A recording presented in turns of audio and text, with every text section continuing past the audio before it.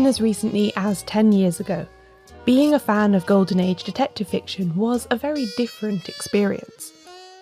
Today we're living in a thriving culture of reprints, with previously hard-to-find titles being brought back into mainstream accessibility in gorgeous new editions with informative introductions. But it certainly wasn't always this way. For a long time, the style of mystery that we love from the 1920s and 30s was out of favour with both publishers and the majority of the reading public. Some authors, like Agatha Christie, have always remained in print and readily available. Others weren't so fortunate. Unless you got lucky in a second-hand bookshop or library, there was often no way of getting hold of a more obscure title. Fortunately, this is a problem that is now largely behind us. Most of the major crime writers from the interwar years are now relatively easy to track down in physical or digital form or both. With one really significant exception.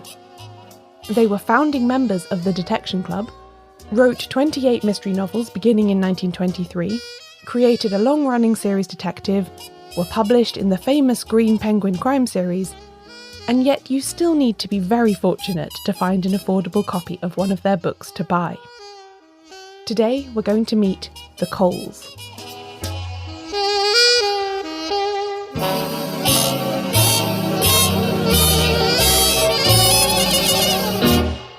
Welcome to Shedunnit. I'm Caroline Crampton.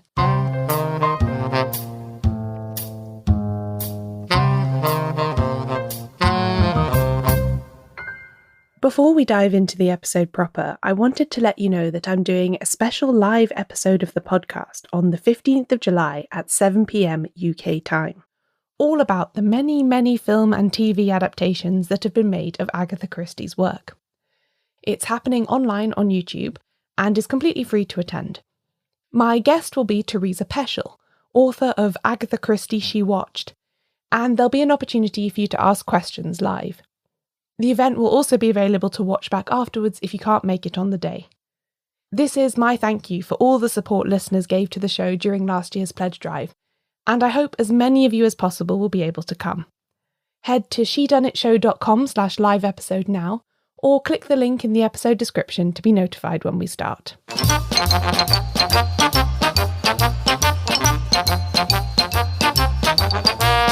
So who are the Coles? Well, they were a married couple, G.D.H, or George Douglas Howard Cole, and Margaret Cole, who published their mysteries together in the 1920s, 30s and 40s under the name G.D.H and Margaret Cole, although the writing might not have been as much of a joint enterprise as this suggests, as we'll find out later. Whereas many of the other original members of the Detection Club had been involved in popular fiction in one way or another before, the Coles were a bit more of a surprise entry to the golden age of detective fiction. Their experience was in quite another field altogether. The Coles were a prominent English intellectual couple between the wars and into the 1950s. He died in 1959. She died, I think, in 1980. He was an Oxford professor. She was involved in adult education as well, did night school teaching. But they both did just a humongous amount of writing on economic and political topics. This is Curtis Evans, a fan and scholar of detective fiction, who has, among other titles, published a book that covers the Coles and their work titled The Spectrum of English Murder. As he suggests, the Coles were principally known in the early 1920s for their left-wing politics and their work in that sphere. Douglas Cole, for instance, had already published works with titles like The World of Labour and An Introduction to Trade Unionism, and would go on to make waves in the 1930s with books including The Intelligent Man's Guide Through World Chaos and What Marx Really Meant. He came from pretty middle-class or bourgeois origins, as they have said back then, but was a very precocious young man, really pretty brilliant, I guess you would say. And Margaret, she was the daughter of a Cambridge Latin professor, John Percival Postgate, and she was also the sister of Raymond Postgate, who was another prominent leftist intellectual and also wrote detective fiction. During the First World War, Raymond Postgate became a conscientious objector from conscription on the grounds of his socialist politics, and was imprisoned for refusing to obey military orders. As a result, his sister Margaret became a prominent campaigner for pacifism, and it was in this cause that she met Douglas Cole. They were also both involved with the Fabian Society, a British socialist organisation gaining prominence in this time for its advocacy of social democracy without the kind of revolution that had occurred in Russia in 1917. The couple married in 1918, although theirs was to be far from a conventional union. Douglas had previously experienced attraction to men and had very little interest in sex. As Margaret wrote in the biography of her husband she published after his death, "If he had not married, I doubt very much whether he would have had any sex life at all in the ordinary sense." They did have children, Janet in 1921, Anne in 22, and Humphrey in 28. He accepted his children as they came and was a kind father to them, but I doubt whether he would have felt any deprivation if he had had none, Margaret later wrote. In the early 1930s, Douglas was diagnosed with diabetes, and from then until his death 20 years later, according to his wife, his asexuality was greatly increased. I don't believe that it's necessarily useful to put modern labels on people who lived a century ago, but I do think that it is useful context for understanding the life and work of this couple, to know that their 41-year marriage and intellectual partnership was not at all typical according to the conventions of the time in which they lived. They got their start with detective fiction the same way that many writers do. They were readers first. They, like a lot of intellectuals during the between the wars period, the so-called golden age of detective fiction, they got interested in reading detective fiction. It just became kind of a vogue for intellectuals, caught on. Other people too, but the intellectual class really promoted it. And like some other writers, Agatha Christie and Freeman Wills Crofts spring to mind, Douglas Cole made his first attempt at writing a mystery while laid up in bed after a mild bout of pneumonia. He ended up writing one kind of on a bet with her where she was suggesting he wouldn't be able to do it. And she said that spurred him on. He was convalescing from illness, and so he wrote one. That was just credited to him alone. In 1923, the same year as Dorothy L. Sayers, Whose Body. So they go back quite early, really. This is like 3 years after Agatha Christie published her first mystery, The Mysterious Affair at Styles, and Freeman Wills Crofts published The Cask in 1920. So the Coles were early in the picture. That first detective novel from 1923, The Brooklyn Murders, was credited to Douglas Cole alone. It is, by the way, nothing to do with the borough of New York. Douglas just named his central character, a rich uncle whose 2 heirs/nephews are found dead, Sir Vernon Brooklyn. Collins, the publisher, had liked Douglas's take on the emerging form of the Golden Age mystery, although they did tell him that his original draft contained too many murders. He cut one of the particularly gory deaths out in response, and then they published it. This first book and the few that followed were very influenced by the alibi-driven style of Freeman Wills Crofts. Although perhaps not an immediate runaway hit, it did well enough for Collins to countenance another, no doubt influenced in part by the public's increasingly strong appetite for anything that could be described as a murder mystery. And it was this next novel that saw the establishment of the G.D.H. and Margaret Cole byline, what Margaret called their trade name, even though at this point it was still Douglas doing all the writing. This second effort is notable because it establishes Superintendent Wilson as their series detective, and because it brings in the values that dominated the rest of their lives. 2 years later, he published The Death of a Millionaire, which is very unusual among Golden Age mysteries because it's one that definitely brings in the leftist perspective. There's a very villainous English lord who's completely corrupt, and he's in the government, and he's involved in all these crooked corporations, got his hands in all these things. It's a murder mystery, but it's really more like a satirical look at English society and very critical of what Cole sees as the corruption in it. That is unusual in Golden Age mystery, So I think that obviously got them a lot of attention. Even 50 years later, when she published her biography of her husband in 1971, Margaret Cole noted wryly that people who knew them from their political work still found it surprising that they had also written so much detective fiction. As long-time listeners will know, Attitudes to highbrow versus lowbrow and where murder mysteries fit into that debate really interests me. And this feels like an intriguing part of that conversation from the mid-1920s. The Coles were a curiosity, a pair of very intelligent, very serious political thinkers who also enjoyed reading and writing light-hearted genre fiction. This apparent dichotomy actually did the status of the murder mystery a lot of good, Curtis says. The Coles were, in reviewers' pieces on them, they were always talking about how the Coles were this pair of intellectuals, highbrow types, and I think they did a lot to elevate the prestige of the detective novel at the time because they were lending their intellectual cachet to it. There's a light, almost P.G. Wodehouse-esque tone to some of Douglas Cole's early mysteries, precisely because he's writing them as a satire of a class and economic system that he views as rife with inequality and corruption. And for a long time, Curtis says, this aspect of their work has gone rather unappreciated. That's something they haven't gotten enough credit for in modern times, but I think that was a big part of the appeal to their books. Death of the Millionaire, as far as the mystery plot goes, it's not my favorite, but the condemnation of English society is sweeping. And just the implication that there's all this corruption. These books aren't political fantasies either, in which the bad apples among the elites are weeded out at the end and everyone lives happily ever after in the status quo. The crime might be solved, but the oppressive structures that Cole has exposed remain. In The Death of a Millionaire, his detective, Superintendent Wilson, leaves Scotland Yard at the end because he realises he can't single-handedly fix a broken system from within when the politicians in charge of it are fundamentally corrupt. Henry Wilson ends up resigning because Lord Ealing is still there. I think he becomes Home Secretary. Wilson knows he's going to cover up all the crookedness that he's uncovered, and so he decides just to quit. It's kind of like a Forget It Jake at Chinatown because he can't beat the corruption in English society. He resigns and he becomes a private detective for the next several books. While the Coles' overt political critiques drew attention to their detective fiction, the reaction was not always positive.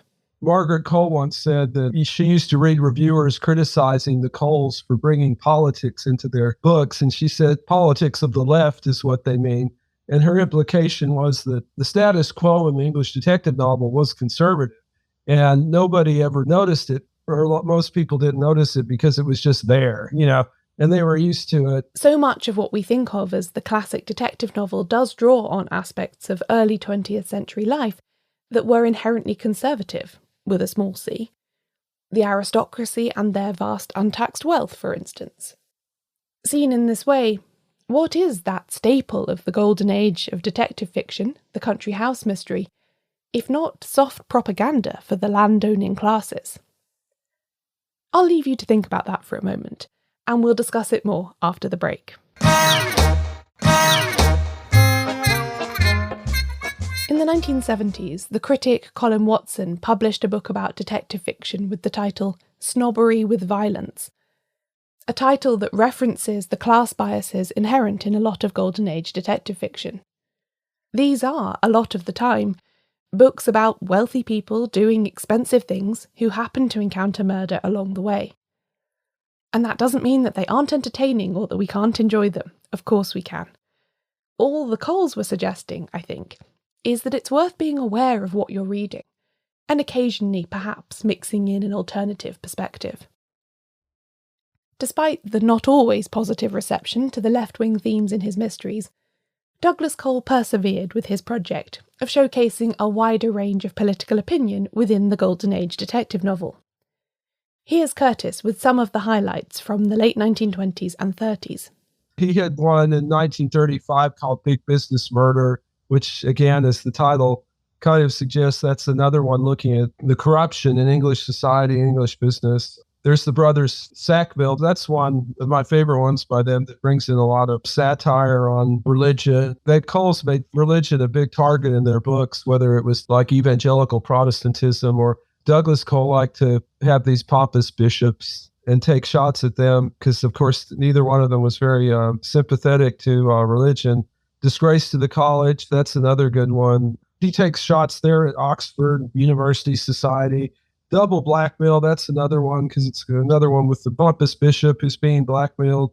Murder at the Munition Works, that was written after World War II had started, and he brought in a real intensive look, probably too intensive for most people, at manufacturing during the war and changes that were having to be made in society as the government was so dependent on good relations with the workers to survive and had to make a lot of concessions. That one feels at times like it's a treatise on labor capital relations, with the murder thrown in there. This was absolutely a shared project too. Margaret Cole's mysteries have some fascinating contemporary references to politics as well. She brings in topics like abortion, and she mentions lesbianism. One of the books, Scandal at School, which is not really like about lesbianism, but it mentioned this, and that got banned several times in the 1950s in England. Apparently, I'm assuming because of some of those mentions, the book was actually just taken out and destroyed. Burglars and Buck, that's another good satirical one. That's an epistolary novel. And she'll bring in critiques of munitions manufacturers, people who got wealthy during World War I, and the implication is corruptly. And then in her later books, she gets interested in what's going on in Europe and the refugee crisis. People are fleeing from Nazi Germany, leftist intellectuals like themselves, and Jews. And of course, that shows up in her books.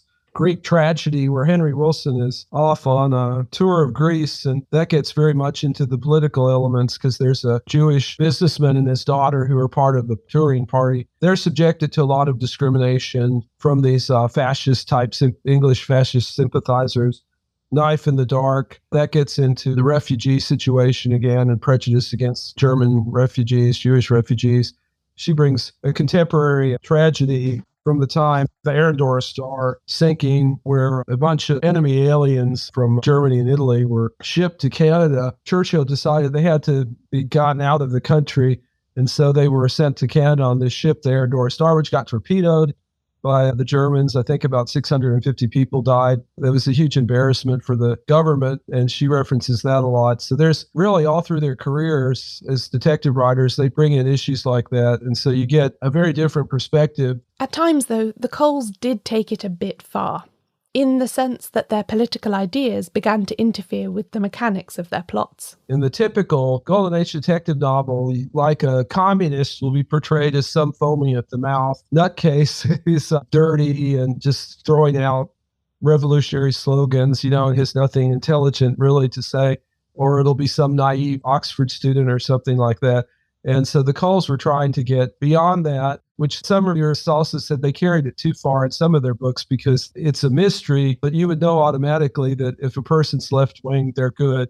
They're not going to be the murderer. And if the person's very right-wing, they're going to have done something bad.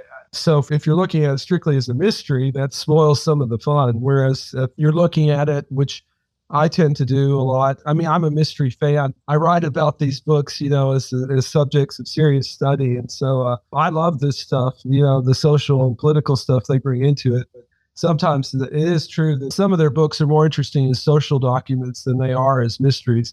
And so that's something to keep in mind. The Coles were also in a minority among the initial wave of Golden Age detective authors, Curtis says, because they were vocally of the left. If you look at actual outright leftists among the Golden Age mystery writers, especially this is more true of Britain than it is of the United States, there were not many out-and-out leftists.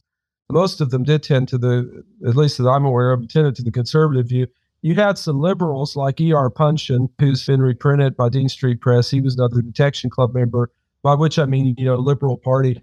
But you also had the Coles and Christopher St. John Sprigg, who was an out-and-out Stalinist, who probably would have supported purging the Coles, as being too insufficiently left. He was killed in Spain fighting the fascists. Nicholas Blake, the poet C.D. Lewis, became another Detection Club member in the 30s. He had leftist views. So there were a few, but the Coles were the ones who really put it out there in their books. It didn't necessarily make them popular with their fellow Detection Club members either. Dorothy L. Sayers, reviewing one of their books in the Sunday Times, described the satire as coarse and said that one needed to have some element of love for bishops and lords in order to be able to satirize them really well. I'm sure the Coles had a good laugh over the idea that they needed to respect these figures more, But it is also true that they had more in common with the likes of Christie, Sayers, Dixon Carr, and so on, than they would have perhaps liked to admit. The Coles were part of the intellectual establishment, and enjoyed all the privileges, such as houses and servants, that brought. Douglas was a professor at Oxford University, and Margaret was later made a Dame of the British Empire. Just like their detective Henry Wilson calling out corruption in the police while also working at Scotland Yard, they were part of the same system that they critiqued. Now let's address something a bit confusing about all of this. I said at the start that all these mysteries, with the exception of the very first one, the Brooklyn murders, were credited to G.D.H. and Margaret Cole. Yet all the time we've been talking, Curtis and I have both been referring to Douglas's books or Margaret's books. How can that be when both of their names were on almost all of them? Well, it was a joint enterprise, but it seems that they didn't really collaborate on every chapter. They wrote their books separately, and the one spouse would look it over, that kind of thing, and make suggestions. But essentially, they're really solo books, even though they put their names to each book. There were 28 Coles detective novels, and I think he wrote 18 and she wrote 10 of them. There are examples of Golden Age duos who wrote more closely together, such as Clemence Dane and Helen Simpson, or Pamela Hansford Johnson and Neil Gordon Stewart. But while the Coles were happy to share a collective brand name, as it were, they preferred to write alone and then edit each other's work. Which is how, after his research, Curtis has been able to identify with some accuracy which of them originated each story. Finally, as is so often the case when I cover less well-known authors on the show, I feel we need to look into the question of where the Coles went. Given their productivity and popularity during the Golden Age itself, why did their work disappear from view when others survived? And why is it still so hard to get hold of affordable copies? The answer to the first question is the same as for other writers, like Sayers and Anthony Berkeley. Simply the Second World War, and all the change that it brought with it. They wrote between 1923 and 1943. They published the novels and a few things, stray things, novellas, short stories came out up through about 1945 or 46. And after that, they just kind of dropped it. There was World War II, of course, and all the post-war events going on, and labor was coming to power. So much going on in the world, and they felt like they were really involved in things in a new way. And so the detective fiction just kind of fell away. The vogue for classic detective fiction had kind of worn out for some people. I mean, Margaret Cole just basically said the last one she was writing on, and she just stopped halfway through because she got bored. And she never got back to it. Britain elected a Labour government in 1945, and the Coles were no longer fringe leftist intellectuals, but thinkers close to those in power. Detective fiction had always been a side project for them, something they enjoyed because it didn't require the intensive research of their other writing, and because it did pay well. Once the Golden Age mystery was no longer quite the popular cultural force it had once been, they were quite happy to move on to other things. As to why they have not survived in print as well as some of their contemporaries, there are a few different forces at play, I think. The political and social commentary aspects of their books mean that they read very much of their time. If you're interested in what it was like to be a munitions worker in the early 1940s, say, then they're great. But that probably isn't the approach of every casual mystery reader. Their references dated quickly in comparison with the more universal and intuitive stories of, say, Agatha Christie. And their plots are less well worked out too. They got distracted by the politics in some cases, and some of their stories can't exactly be described as fair play. Then there's also the larger issue of how the narrative around the Golden Age was written once it was over, Curtis says. The crime queens like Christie, Sayers, Allingham, Marsh and Tay came to dominate as people looked back on those interwar years, even if that wasn't how it had seemed for those there at the time.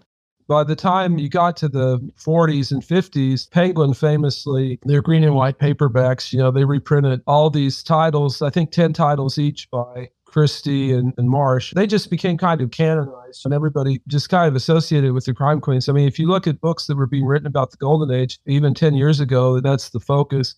And then there's just the prosaic, practical reason that the copyright to the Coles' books has been hard to track down. So reprinting them hasn't been an attractive project so far. Hopefully that will change soon, and we will no longer have to scour second-hand bookshops or hope to get lucky in the library in order to sample more of their work without spending vast sums on collectible editions. Reading their work has brought a greater depth to my understanding of the golden age of detective fiction, and I hope it soon will for you, too.